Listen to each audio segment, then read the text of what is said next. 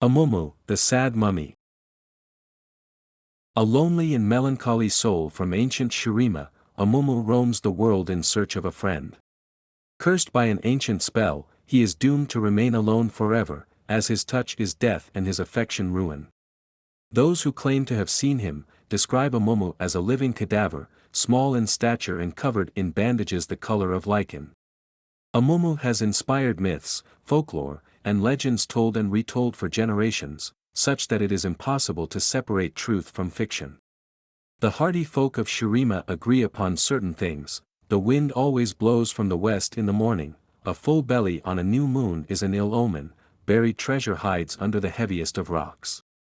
They do not agree, however, about the tale of Amumu. One oft-told story links Amumu to the first great ruling family of Shurima who succumbed to a disease that corrupted flesh with hideous speed. The youngest child, Amumu, was quarantined in his chambers and befriended a servant girl who heard his cries through the walls. She regaled the lonely air with courtly news and stories of her grandmother's mystic powers. One morning, the girl brought word that Amumu's last remaining brother had passed away, making him emperor of Shurima. Saddened that he had to bear this news alone, she unlocked his door and ran inside to comfort him face to face. Amumu threw his arms around her, but as they touched, he fell back, realizing he had condemned her to the same terrible fate as his family. Upon the girl's death, her grandmother placed a twisted blight on the young emperor. In her mind, Amumu had as good as murdered her kin. As the curse took effect, Amumu was trapped in his moment of suffering like a locust ensnared in honeyed amber.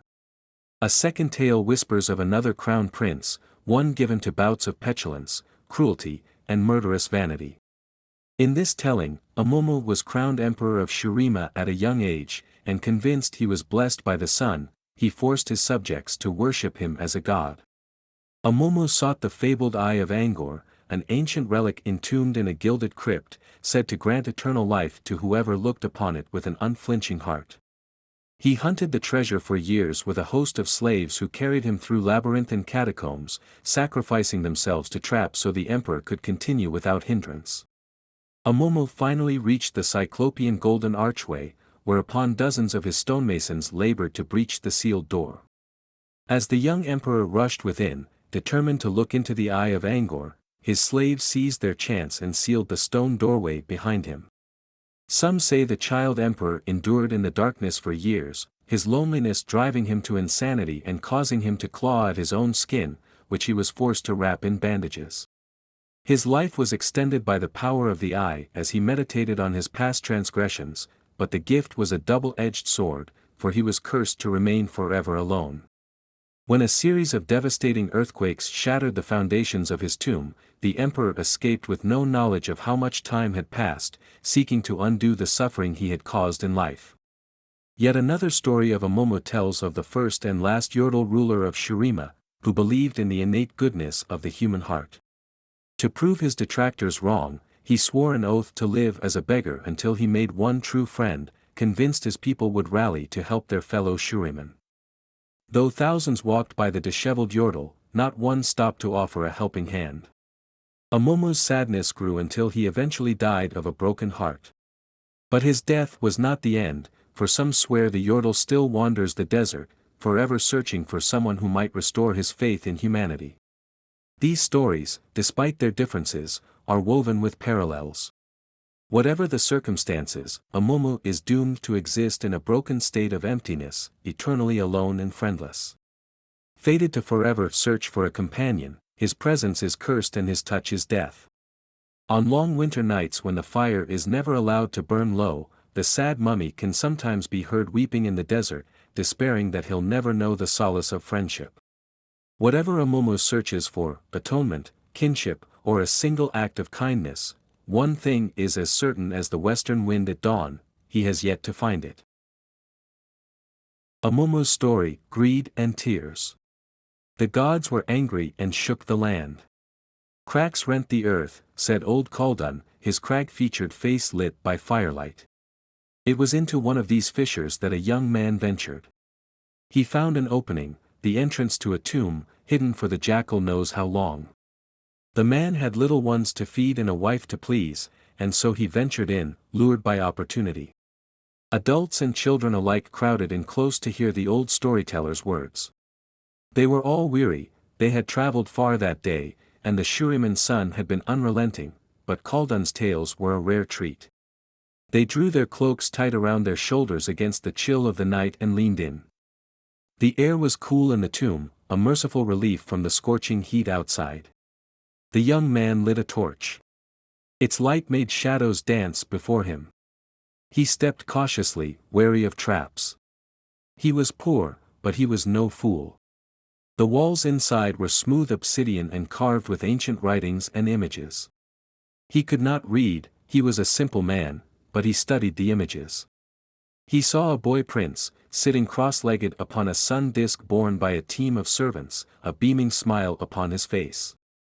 Chests of coins and riches were piled before him, the offerings of strangely garbed, bowing emissaries. He saw other carvings, again showing the smiling prince, this time walking among his people. Their heads were pressed to the ground before him. Stylized rays of sunshine radiated from the boy's crown. Before one of these images was a small, gold statue. It alone was worth more than he could have hoped to earn in 10 lifetimes. The young man took it, slipping it into his satchel.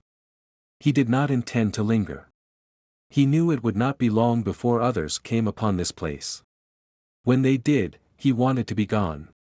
Greed makes fools of even the greatest men, and he knew that others would willingly spill his blood to claim that golden statue, and the other riches that were surely further in. Avarice was not one of the young man's faults, however. He felt no need to delve further. The other treasures hidden here were someone else's to claim. He looked upon one last image before he left the tomb. It showed the boy prince dead, lying upon a bier. Those closest to him were wailing, but further back, people were celebrating. Had the boy prince been beloved, or had he been a tyrant? There was no way of knowing. That was when he heard it, a sound in the darkness that made his skin crawl. He looked around, wide-eyed, holding his torch up before him. Nothing. "Who's there?" he said. Silence was his only answer. The young man shook his head. "It is just the wind, you fool," he thought. Nothing but the wind. Then he heard it again, more distinctly this time. A child was crying in the darkness further into the tomb. Heard anywhere else, his paternal instinct would have been to go to the sound. But here, in the darkness of a funereal tomb, he wanted to run, but he did not. The sobbing touched his heart. It was filled with such misery and grief. Was it possible there was another entrance to this tomb? Had a young boy found his way down here and become lost? Torch held high, he crept forward. The weeping continued, echoing faintly through the gloom.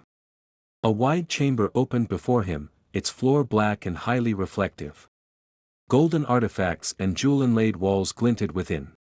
Gingerly, he entered the room. He stepped back sharply as his heel sent ripples spreading out across the floor. Water. The floor was not made of reflective obsidian, it was covered in water. Kneeling, he scooped a handful of it to his lips. He spat it out immediately. It was salt water. Here, in the heart of Shurima, 1,000 leagues from the nearest sea. He heard the sound of the boy weeping once more, closer now. Holding his torch before him, the young man glimpsed a shape at the edge of its light.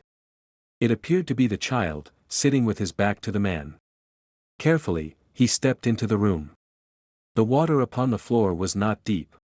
The hairs on the back of his neck stood on end, and fear clutched at his chest, yet he did not turn to run. "Are you lost?" he asked, as he stepped closer. "How did you get here?" The shadowed figure did not turn, but he did speak. I don't remember," he said. The sound swam around the young man, echoing off the walls. The boy spoke in an old dialect. His words were strange, but understandable. "I don't remember who I am." "Be calm, child," said the man. "All will be well." He stepped closer, and the figure resolved itself before him. His eyes widened. The shape before him was a god statue carved in onyx, nothing more. It was not the source of the crying, nor of the child's voice. That was when a small, dry hand grabbed him. The youngest of the listeners gasped, his eyes wide. The other children laughed in false bravado. Old Kaldun smiled, a golden tooth glinting in the firelight. Then, he continued. The young man looked down. The linen-wrapped corpse of the tiny prince stood beside the man. Dull, ghostly light emanated from the deathly boy's eye sockets, though his entire face was bound in burial wrappings. The corpse child held the man's hand. "Will you be my friend?" the boy asked, his voice muffled by linen. The young man lurched backward, breaking free of the child's grasp. The young man looked down at his arm in horror, his hand was shriveling, turning black and withered. The wasting touch then began to climb up his arm. He turned and ran. In his shock and haste, he dropped his lantern. It hissed as it fell into the lake of tears, and darkness descended. Still, he could just make out the glow of daylight up ahead. He ran toward it, scrambling desperately, even as the wasting death crept up his arm towards his heart. At any moment, he expected to feel the deathly boy's grasp upon him, but did not. After what felt like an eternity, but could only have been a matter of heartbeats, he burst from the darkness into the desert heat once more. "I'm sorry," echoed a mournful voice from the gloom behind him. "I didn't mean to." And thus, the tomb of Amumu was unearthed, said old Kaldun, and the deathly child released into the world. "But everyone knows he isn't real," cried one of the children, the oldest of them, after a moment of silence. "Amumu is real," said the youngest. "He's wandering the land trying to find a friend." "He's real, but he isn't a boy," said another. "He's a yordle." Kaldun laughed, and pushed himself to his feet with the aid of a gnarled walking stick. "I am old, and we have far to travel tomorrow," he said. "It is past time I was abed." His audience began to dissipate, smiling and talking in low, familiar voices, but one child did not move. She stared at Kaldun, unblinking. "Grandfather," she said. "How did you lose your arm?" Old Kaldun looked down at the empty sleeve pinned at his shoulder, then flashed the girl a grin.